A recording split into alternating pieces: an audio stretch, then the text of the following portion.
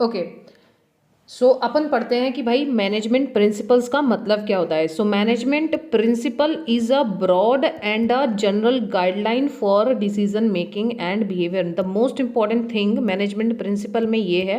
तो बेटा management principal क्या है? मैनेजमेंट प्रिंसिपल गाइडलाइंस हैं, लेकिन ये जनरल हैं। जनरल मतलब समझ में नहीं आ रहा हमको।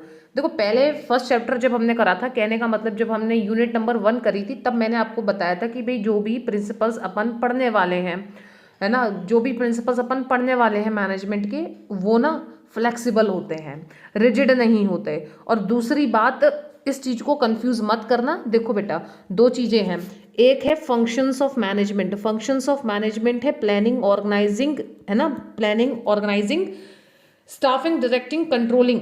और बेटा यहाँ पर हम जो पढ़ रहे हैं ना, वो प्रिंसिपल्स पढ़ रहे हैं, ठीक है। तो प्रिंसिपल्स कौन से हैं? प्रिंसिपल्स बेटा आपकी फ्योल जी के प्रिंसिपल्स आएंगे, जो 14 फ्योल प्रिंसिपल्स है ना, वो आएंगे। और एक आएंगे टेलर के साइंटिफिक प्रिंसिपल्स, ठीक है ना, दो बंदे हैं उनके प्रिंसिपल्स हैं।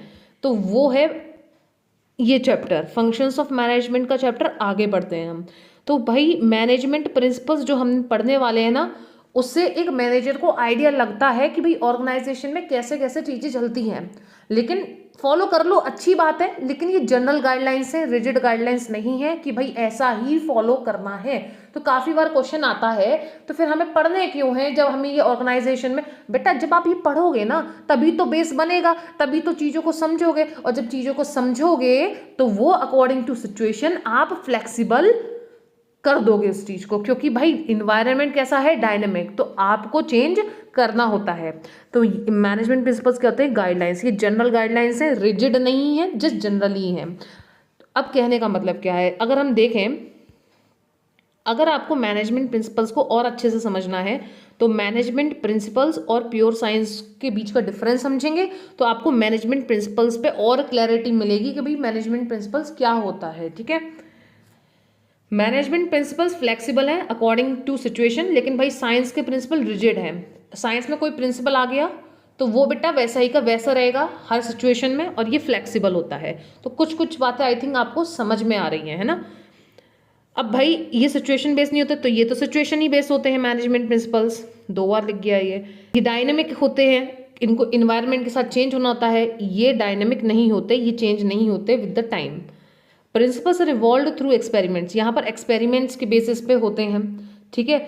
ओके, यहाँ पर क्या है? Management principles keeps on changing with the change in situational factors. ये सिचुएशंस के हिसाब से चेंज होते हैं।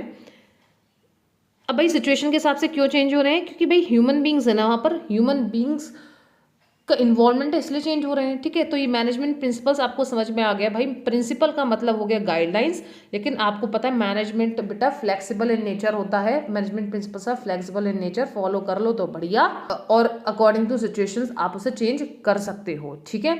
तो भाई ये एक बेसिक गाइडलाइन बता देता है कि भाई ऑर्गेनाइजेशन को ऐसे चलना चाहिए, लेकिन सिचुएशन के हिसाब से वो चेंज भी कर सकती है, ठीक है। तो बस आपको ये डिफरेंस हमने इसलिए बताया, ये वाला डिफरेंस, ताकि आप समझ सके मैनेजमेंट प्रिंसिपल्स का मतलब क्या होता है। So these are the general guidelines. बस आपको इसमें यही याद रखना है कि बेटे ये क्या है? बेटे ये है जनरल गाइडलाइंस, ठीक है।